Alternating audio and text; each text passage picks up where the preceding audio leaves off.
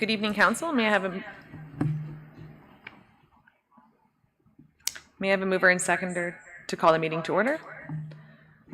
Councillors Thompson and Garwood, that the special meeting of the Council of the Township of Springwater of July 5th, 2023 come to order at 4:30 p.m. All those in favor?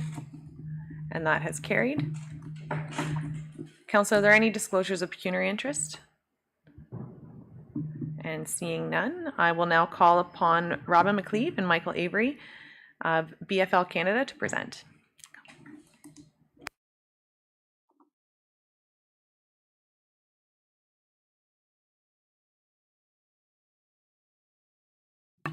And welcome. Thank you.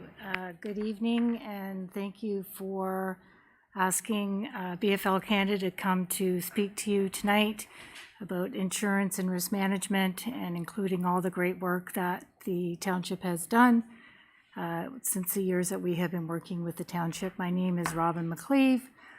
I'm the unit leader for the public sector division at BFL, and I just wanted to start just by giving people an overview of our department and all the people that are dedicated to the public sector team. First slide, please. What we have established is we have very strong client service managers. Jody Johns is the client service manager for the Township of Springwater. She works closely with Jazz and Shelley on your renewal. To support her as a senior client rep, we have Heather Lloyd, and she's responsible for all the certificates of insurance and also supporting Jody in the day-to-day. I also think, though, what's important to note that I think what differentiates BFL Canada is that we have invested time and money into dedicated resources for a risk manager who's dedicated to public sector risk manager. That was my position previously. But we were very fortunate to have Jolene Ingrabelli start with us, and she was the risk manager for the city of Kawartha Lakes for 14 years. So she now supports us in the risk management area. And we also have Mike Avery, who's going to be talking shortly, and he's dedicated 100% to public sector and claims. So the team that you see up there today, that's all we do. Fully dedicated to public sector. We don't do anything else within the organization of BFL. Next slide, please. I think it's important to understand the challenges that staff have faced over the last few years. We moved from what was referred to as a soft market, and in a soft market, what happens is the cost of insurance gets reduced greatly because it's a soft market. You have insurance companies that have all kinds of capacity, and their underwriting information that they ask for is very limited. And with that limited underwriting information, municipalities and other organizations were able to get an insurance quote. When the hard market hit several years ago, what that changed was insurers no longer had the insurance capacity that they once had. So let's say an insurance company could put up, I don't know, 30 million. When the hard market hit, they could only put it 20 million or 10 million. And what that means is that as an organization, you're looking for other markets, other insurance markets to make up that shortfall. The underwriting information changed quite a bit in the past. All you would have to do is provide a 5-year loss run and you'd be able to get a quote. Now the minimum that they're looking for is a 10-year loss run. On the property side, you would be able just to list what your values, but have no information. How is it protected? Sprinklers? How was it built? All that information all has to be provided now in order for insurers to be able to provide a quotation for your business. And that's a big change for staff as well, because they're being asked for more and more underwriting information, because basically through the hard market, what happened was, I guess you could say the people that oversee the underwriters, they wanted more information. They wanted their files more documented. They needed a lot additional information that I've been talking about. And that created a challenge, obviously, for Jazz and for Shelley, because they were asked for a lot more information from underwriters, and that's not going to change. That's going to be a continuation. The other thing that we're looking at, what insurers are looking at, is premium. The premium has to be sustainable in order to keep insuring municipalities. Things like deductibles are ways that municipalities have been able to manage their costs by increasing their deductible, which means in turn it reduces their premium. I think what's important to note, though, whether you're in a hard market or a soft market, the soft market was at least, I think, went on for about 15 years. Hard market cycles are usually about 2 to 3 years. And I think what's important to note for municipalities is that nothing has really changed for you in relation to organizations that are providing municipal insurance. It hasn't, the soft market didn't bring in, all kinds of different insurers that wanted to write municipal. The same 4 that were in the soft market are the same 4 that are here today, which would be BFL Canada and our insurance program, Aon, their insurance program, Intech Public Entities, and Marsh Canada. That hasn't changed. And the reason why it hasn't changed is because municipalities are in a position where they're a difficult risk, because you're one of the few organizations that any municipality anywhere across Ontario could have a $1 million, $2 million, $5 million loss. No municipality is immune from potentially having a large loss because of what you do and what you're responsible for. Next slide. What insurers are looking at really is, and I think that this is an important piece around stabilization. Municipalities are looking for stabilization in their premiums. And the way that that is truly accomplished is through risk management, claims mitigation, your actual loss run. That's really what insurers are looking at. They want to know that a municipality is proactive in looking at claims management and risk management. And I can say with all the years that we've been working with Springwater, staff have definitely been striving towards managing their risk. We've done a lot of training with them. They've done a lot of training with them. And I think that that's what's been great about our relationship with Springwater, is that we've been supporting them through that process. But I also think it's important to understand what is contributing to the cost of claims.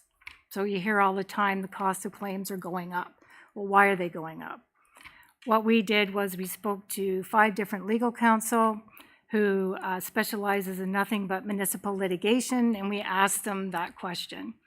And one of the difficulties is when you look at liability, it can have a very long tail, especially if I'm 12, I'm injured at 12, you don't really know, well, what's the extent of my injuries until I'm older in life? How did I develop? How did that injury affect me moving forward in my life? Or if somebody has suffered a really serious injury, do they need care for the rest of their lives? These are things that contribute to the amount of a loss. The other is the factors that now what has to happen is the judicial system wants to see municipalities, defense counsel, plaintiff counsel, all working together to try and get the claim settled so that it doesn't go to trial.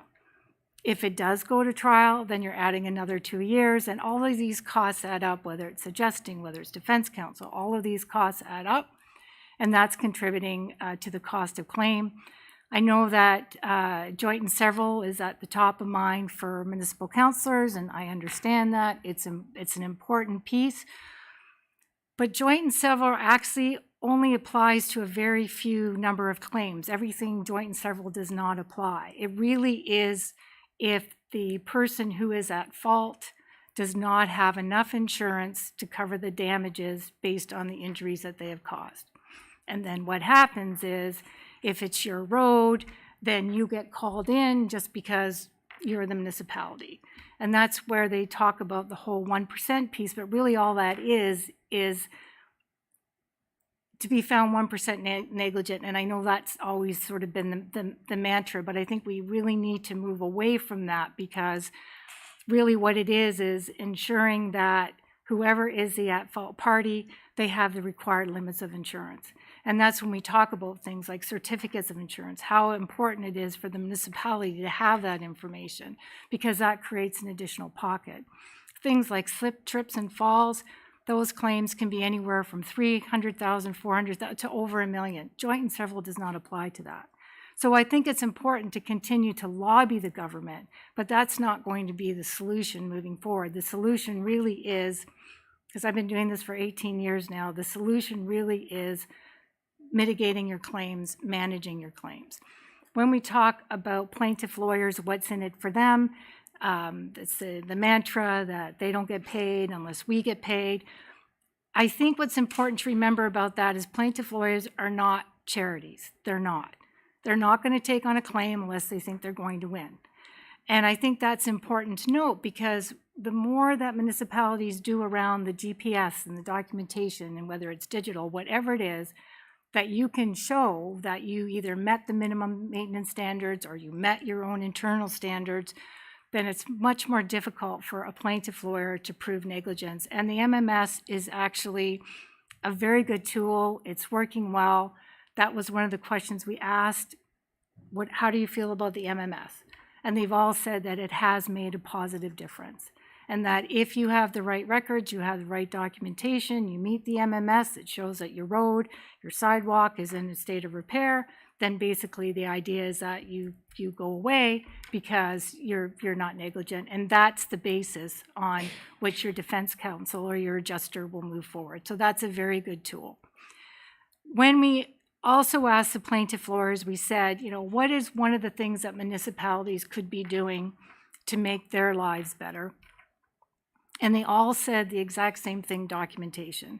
And as long as I've been doing this, that's always been the messaging, is the importance of documentation.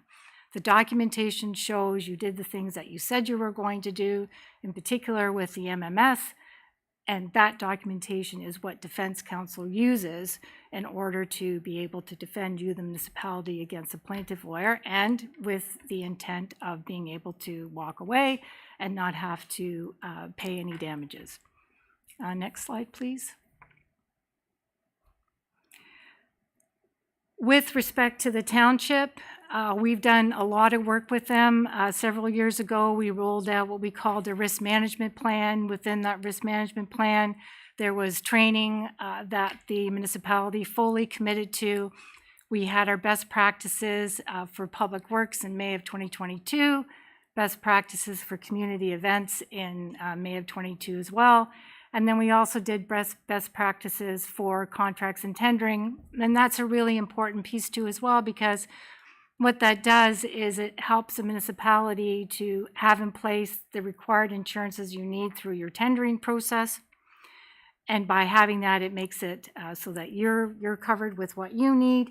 But on the other side, it makes it clear for those who are responding to you. So it just makes life easier both for staff and from a risk management perspective.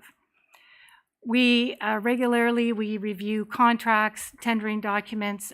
Shelley is very active, working with myself, now with Jolene and Mike Avery.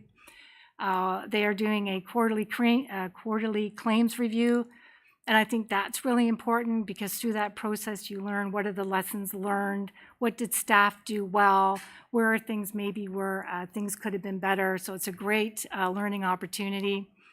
One of the things we actually worked on quite a bit was your staff report for the outdoor skating rinks.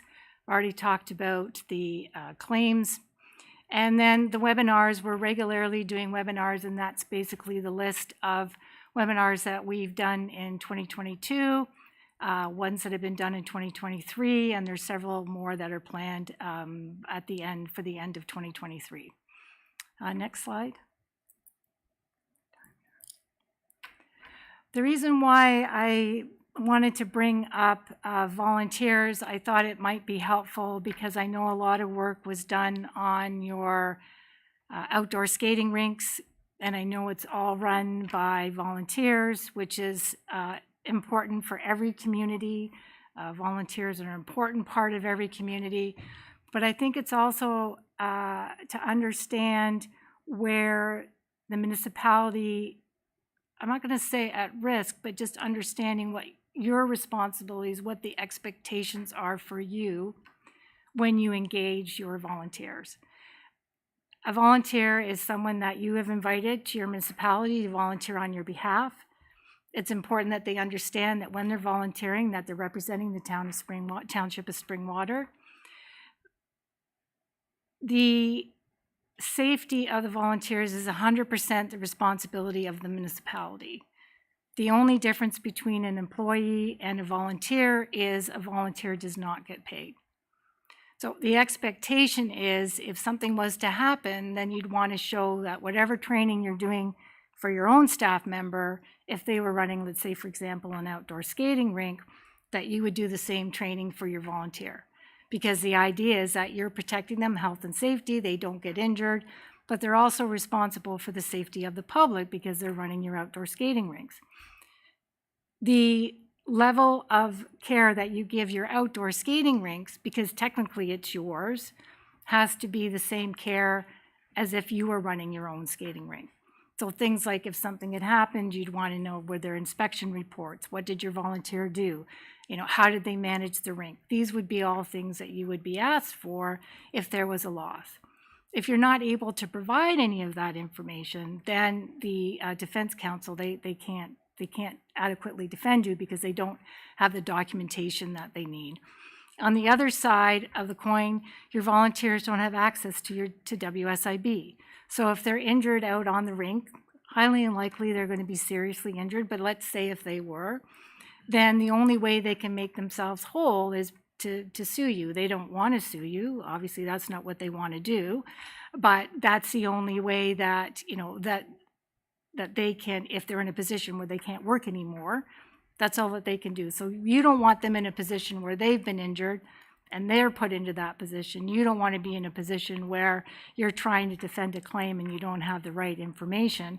But that's why I wanted to talk a little bit about volunteers, because as I said, they're a very important part of your community, but that's the ultimate responsibility of the municipality when you're working with your volunteers. They're under your supervision, they're under your control.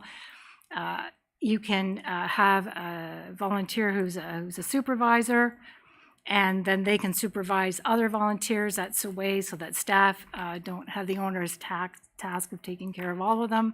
But there's ways that you can manage it. But I think the main thing is your duty of care. Right person for the right job. They have to have the right safety gear, the right training in order to be able to do their job. What's the jobs you want them to do? What's the expectations? And do they have the correct skill sets to be able to do the job that you're asking them to do with an outdoor skating rink? Next slide. So I'm going to hand it over to Mike, but before does anybody have any questions? Thank you very much, Robin. Councillor, are there any questions at this time before we resolve into close? Councillor Thompson?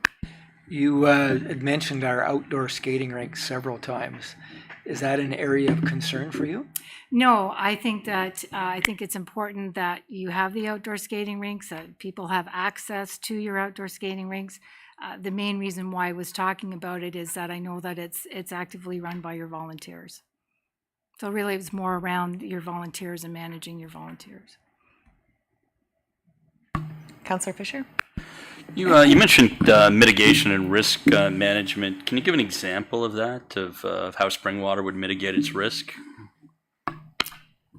I think one of the ways of mitigating the risk, like say, for example, the minimum maintenance standards.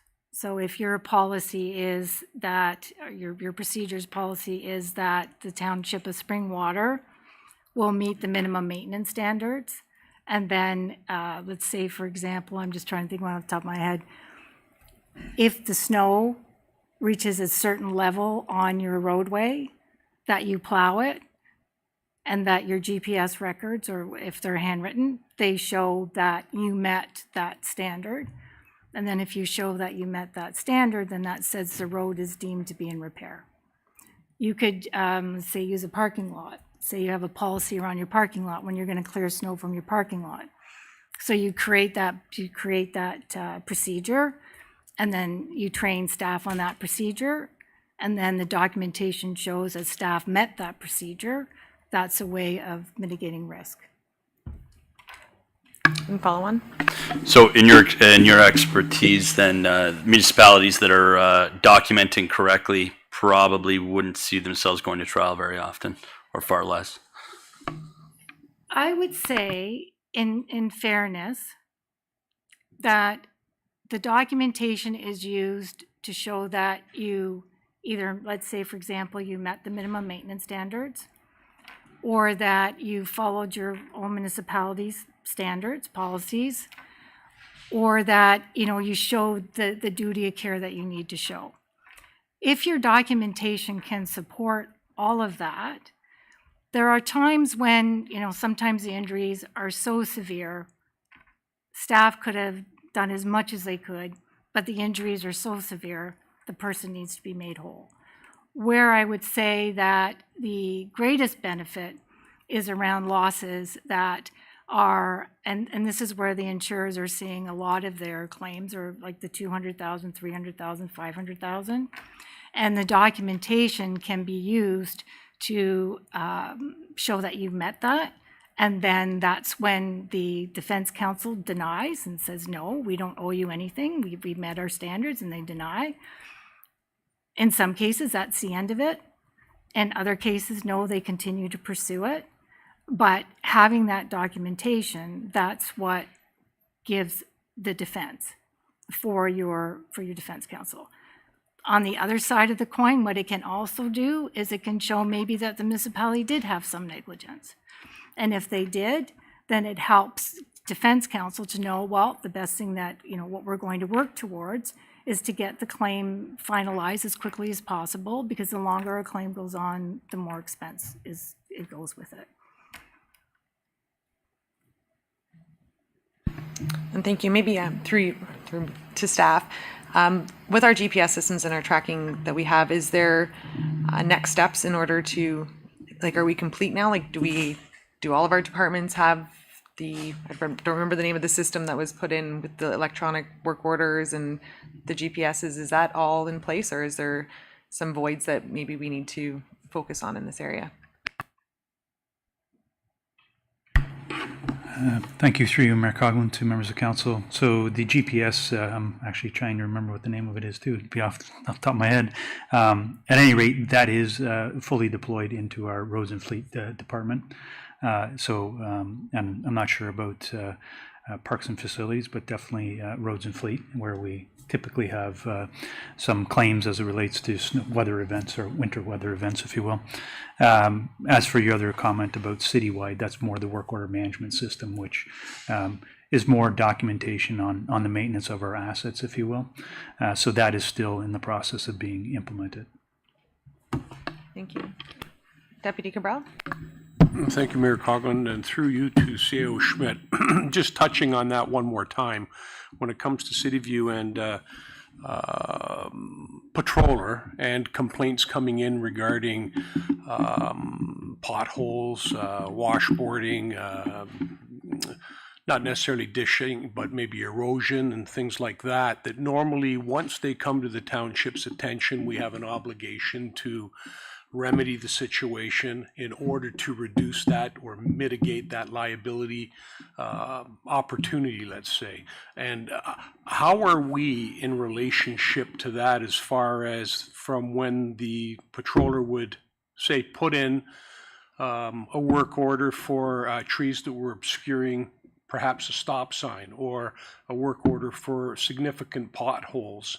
How quickly are we able to, on average, let's say, and I don't know if you have this information, CEO Schmidt, so I do apologize, to get that turned around, or as far as our liability likely increases the longer it takes, and I don't know whether or not there's a window given specific situations. So that's my question, would be, how are we doing in that area?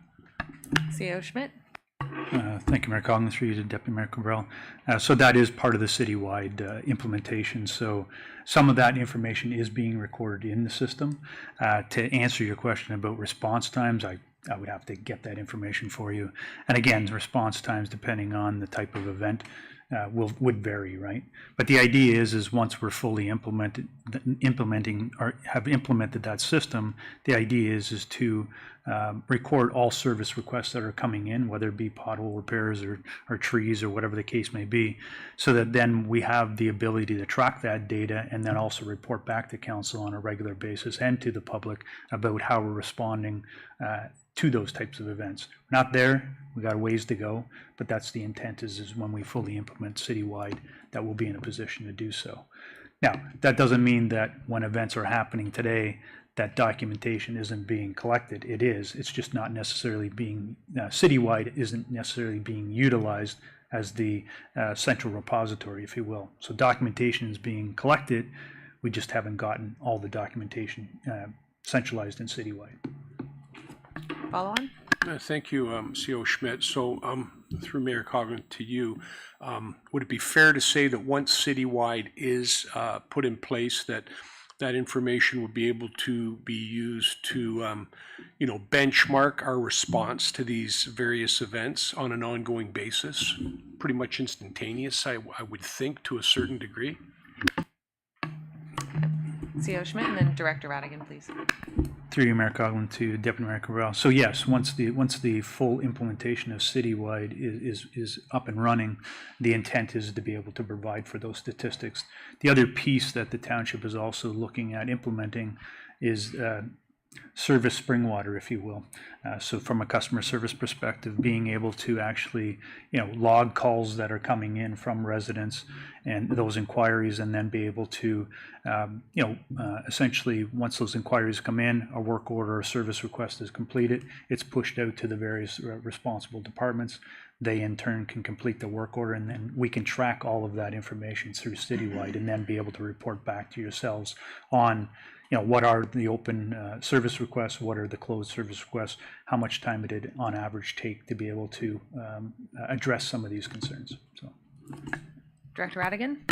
Thank you, Mayor Coughlin. I just wanted to add to that. I did want to mention Service Spring Water, and that the finance team will be coming forward in September with a report to council outlining the possibilities of Service Spring Water and hopefully deferring a decision to the 2024 budget. And the idea would be to gather the information in a central repository and then be able to track it from a beginning to an end process, and then be able to report to council, and then eventually move to provide it on our website as well, to allow council members to see immediately what our response times are, whether it be on a monthly basis or a quarterly basis, and going forward. Thank you. Councillor Moore? Thank you, Mayor Coughlin, through you to CAO Schmidt. I don't know if you've reviewed the new outdoor rink policy yet or not, and I don't see General Manager Ramdeo online, but I'm curious to know if we've incorporated a sort of a coordinated training program for our volunteers for the outdoor rinks.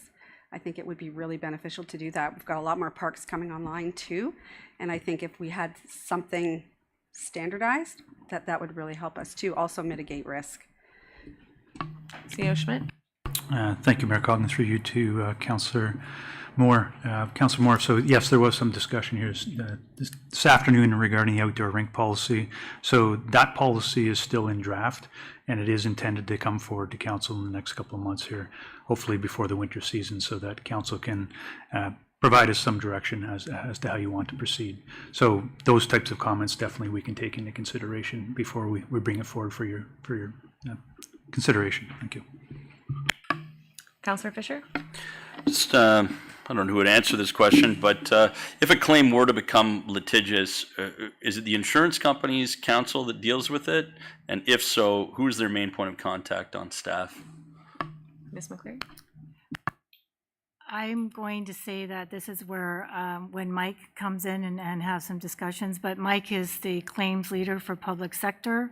If the claim does move and defense counsel is required, the insurer has a panel counsel that they use, and the panel counsel that they use do nothing but municipal litigation, and they have many, many years' experience. The insurer wants to make sure that whoever is their defense counsel are municipal experts, and they've dealt with, MMS, they've dealt with roads, sidewalks, building inspections, and they have a very strong panel. I've known them for for quite some time, and they're actually been very good at supporting us in our education efforts. Thank you. Follow on? Sorry. Okay. Joe Woodley joined us. Thank you. All right. At this time, council, if there's no further questions, we can resolve into closed, and we'll just take a minute to do so. Oh, and my apologies. There is one slide in open before we do so. And I will welcome Mr. Avery. Hey, hello everybody. Hello, Michael. We can hear you fine. Perfect. Thank you for letting me speak here. I've got a couple examples of some claims that have been brought forward against the township. Sorry, Mike. Sorry. We're just actually going to just be sure sorry. that we have the discussion. There's an open discussion and there's closed discussion. So we just want to make sure that we're on board for the open portion. I'm just going to give our clerk a second here. Clerk Ainsworth? Thank you, Mr. Avery. So during this open portion, if you could just be general with maybe the claims process, and then we will resolve into closed session and we can discuss details about claims and types of claims that have come forward to the municipality. A general aspect of the claims process is when an incident is reported into the township, that will come to your risk department, whether it be incident report or a letter through a solicitor representing the claimant, who will then forward it off to myself or BFL, and then we will decide if this is something that needs to go to the insurer or not. The insurer will then investigate the loss on behalf of the township and then handle it till the conclusion of that file. Councillor Fisher? When you say handle it to the conclusion of that file, if it eventually goes to trial, right, then your lawyers or BFL's lawyers would get involved? Or is it our counsel? Correct, yeah. Yeah. Yeah, so it would be the panel counsel that is represented by the insurer. Mm-hmm. They will be defending the township in any action. And they, follow on. Follow on. And they have a point of contact on staff, obviously? Yeah? Okay. Yes, they would have a point of contact, whoever that would be for that specific loss. Okay. Deputy Cabral? Thank you, Mayor Coughlin. Just a question. I know that for certain different claims, there may be different deductibles. And I'm just curious to know if the deductible was under a certain amount and township was to undertake to look after it themselves and the person was not satisfied, at that point in time, would it still be BFL's obligation to defend, or would that then become township's own obligation to defend? Where I guess in essence a claim has not been necessarily filed with BFL initially. I think it's best for Mike to answer that question because there are certain thresholds where an insurer requires reporting. So I'm going to pass that to Mike Avery. Mr. Avery?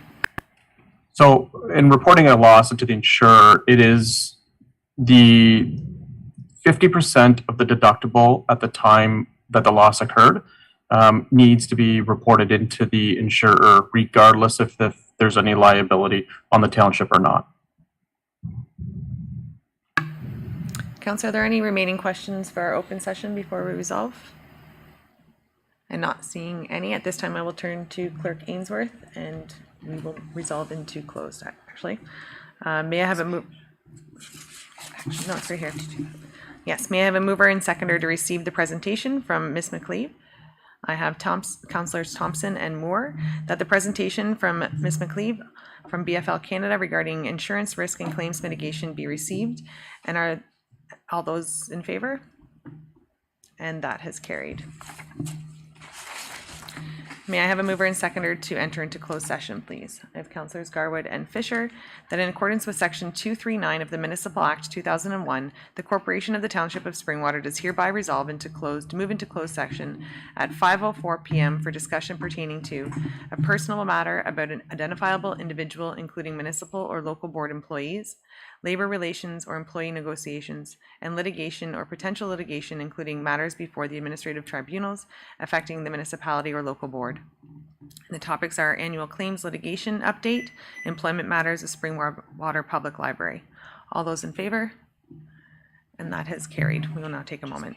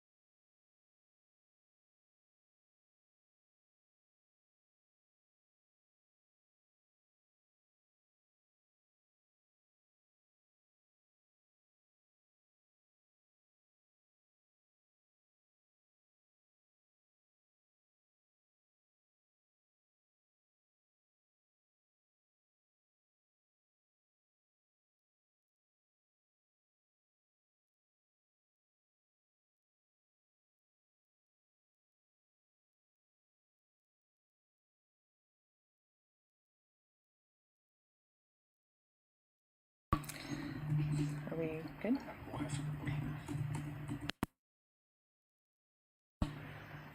And we're in open? Yes.